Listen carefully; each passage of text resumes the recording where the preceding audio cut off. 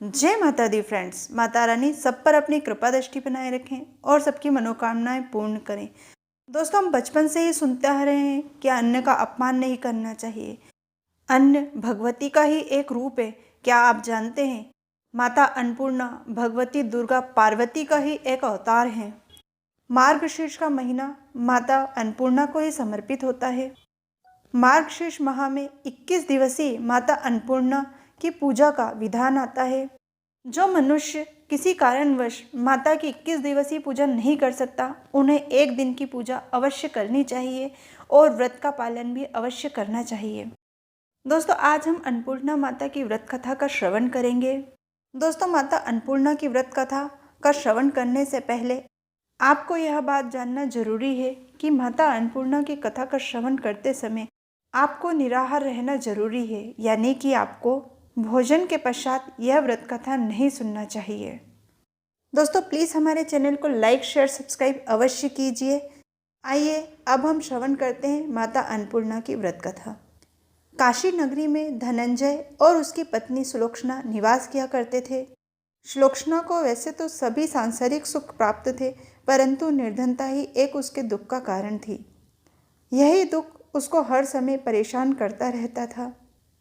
एक दिन सुलोचना ने अपने पति को समझाते हुए कहा, स्वामी, अब आप कुछ कार्य करें तो कुछ काम बने, ऐसे हमारी गृहस्थी कब तक चलेगी। सुलोचना की यह बात सुनकर धनंजय भगवान विश्वनाथ के मंदिर में जा भगवान शंकर को खुश करने के लिए उनकी पूजा अर्चना करने लगा और भगवान से प्रार्थना की, हे प्रभु, हे विश्वनाथ, मैं अज्ञान हूँ, मुझे पूजा पाठ कोई विधि और कोई नियम नहीं आता, मैं केवल आपके भरोसे यहाँ बैठ गया हूँ।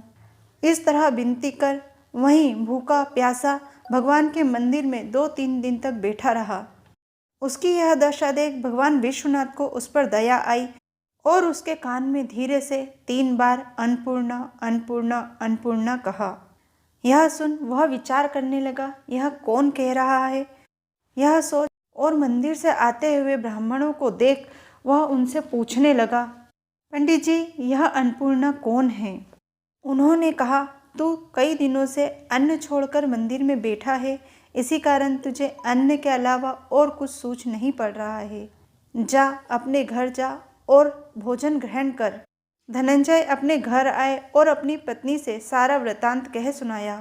पत्नी ने कहा, हे स्वामी, आप चिंता मत कीजिए, आपको भगवान शंकर जी ने यह मंत्र दिया है और इस मंत्र के बारे में भी भगवान शंकर ही आपको बताएंगे। आप फिर से जाके भगवान शंकर की आराधना करो। धनंजय जैसे घर आए थे वैसे के वैसे उल्टे पांव वापस भगवान विश्वनाथ के मंदिर लौट गए और आराधना करने लगे। रात्रि में भगवान विश्वनाथ ने फिर से उन्हें आज्ञा दी कि तू पूर्व दिशा में जा। बाबा विश्वनाथ की बात मानकर वह पूर्व दिशा की ओर चल दिया और वह बस अन्नपूर्णा अन्नपूर्णा अन्नपूर्णा रटता रहा। रास्ते में वह फल ग्रहण करता रहा और नदियों का पानी पीता रहा। कितने ही दिनों तक वह पूर्व दिशा की ओर चलता रहा।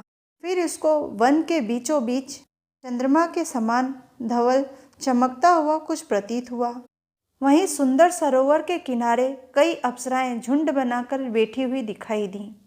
उनमें से एक कथा कह रही थी और बाकी सब माता अन्नपूर्णा अन्नपूर्णा अन्नपूर्णा कह रही थी।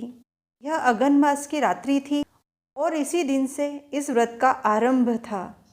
धनंजय जिस शब्द की खोज को घर से निकला था वही शब्द उसे सुनने को मिले। धनंजय उनके पास जाकर बोला, हे देवियों, यह सब आप क्या कर रही हैं। बोली, हम माता अन्नपूर्णा का व्रत कर रहे हैं। धनंजय बोला, इस व्रत को करने से क्या होता है, इस व्रत को कौन करता है और इस व्रत को कब किया जाता है, मुझे समझाकर कहिए। वह कहने लगी, इस व्रत को सभी कर सकते हैं। 21 दिन व्रत करने के लिए 21 गांठों वाला धागा लेना है। 21 दिन ना बने तो 1 दिन का व्रत कर सकते हैं। ये भी ना बन सके तो निराहार रहकर माता की कथा सुन प्रसाद ग्रहण करना चाहिए। यदि कथा सुनने वाला कोई ना मिले तो दीपक को साक्षी कर गाय, तुलसी या भगवान महादेव को कथा सुनाना चाहिए।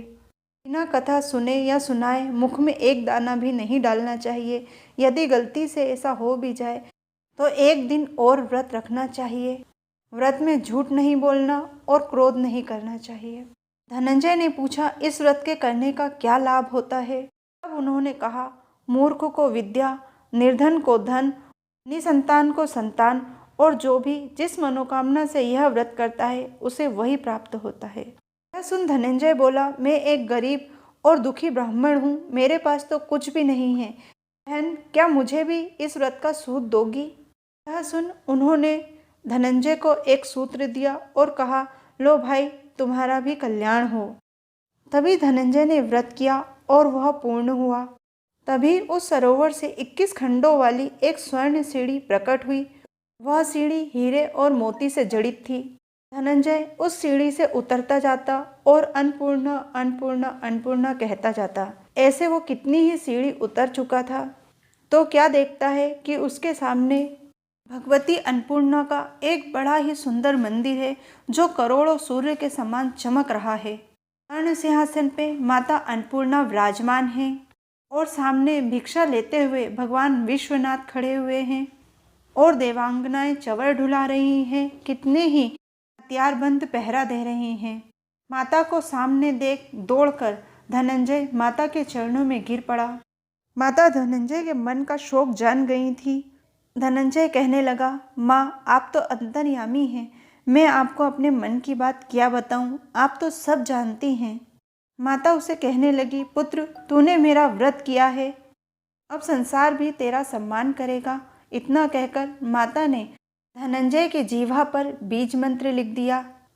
अब तो उसके रोम रोम में विद्या प्रविष्ट हो गई और क्या देखता है कि वो काशी विश्वनाथ के मंदिर में खड़ा हुआ है।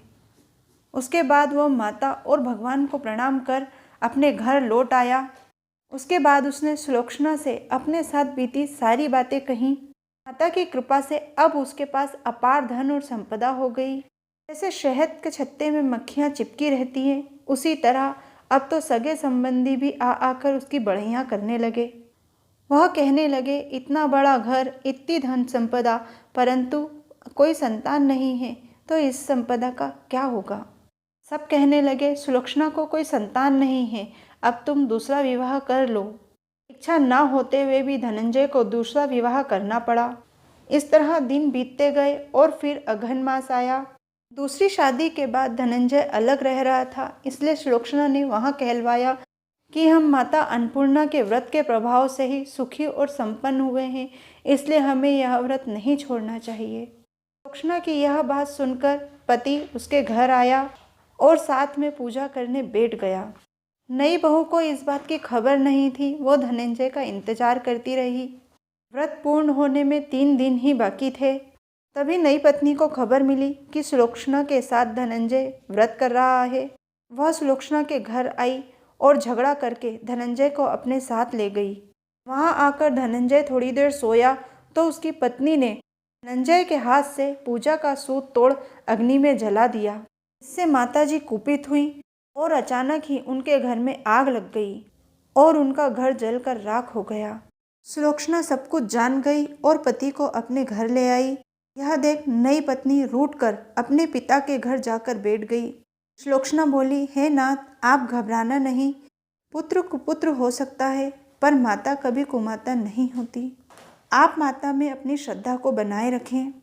आप फिर से माता की आराधना शुरू करें, माता हमारा अवश्य कल्याण करेंगी। धनंजय ने फिर से यह व्रत संपन्न किया और फिर से वही सरोवर और वही सीढ़ी प्रकट हुई।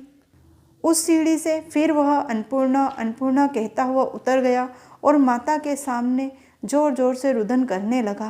पुत्र, तू यह मेरी स्वर्ण की मूर्ति लेके जा और इसका पूजन कर, तू फिर से सुखी हो जाएगा। जा, तेरे साथ मेरा आशीर्वाद है। तेरी पत्नी सुलोचना ने भी मेरा व्रत श्रद्धापूर्वक किया था, उसे पुत्र की प्राप्ति होगी। संजय ने माँ को प्रणाम कर आंखें खोली तो वह फिर से बाबा विश्वनाथ के मंदिर में था। वहाँ से वो फिर उसी प्रकार घर को आया और पत्नी को सारी कथा सुनाई। फिर सुलोचना ने 9 महीने होते ही एक सुंदर पुत्र को माता की कृपा से जन्म दिया। धनंजय के व्रत की लहर पूरे गांव में दौड़ गई और सभी यह व्रत करने लगे। नगर सेठ के यहाँ भी इस व्रत के प्रभाव से संतान उत्पन्न हुई और उसने माता अन्नपूर्णा का बड़ा ही भव्य मंदिर बनवाया। माता का धूमधाम से पूजन और यज्ञ करवाया और वहाँ का आचार्य धनंजय को बना दिया गया। नगर सेठ ने धनंजय के लिए वहीं एक बड़ा सा घर बनवा दिया, जिसमें पत्नी और पुत्र सहित वो सुख से रहने लगे। माता जी की कृपा से मंदिर में खूब आमदनी होने लगी और उधर नई बहू के पिता के यहाँ डाका पड़ गया और वह दोनों भिक्षा मांगकर अपना पेट भरने लगे।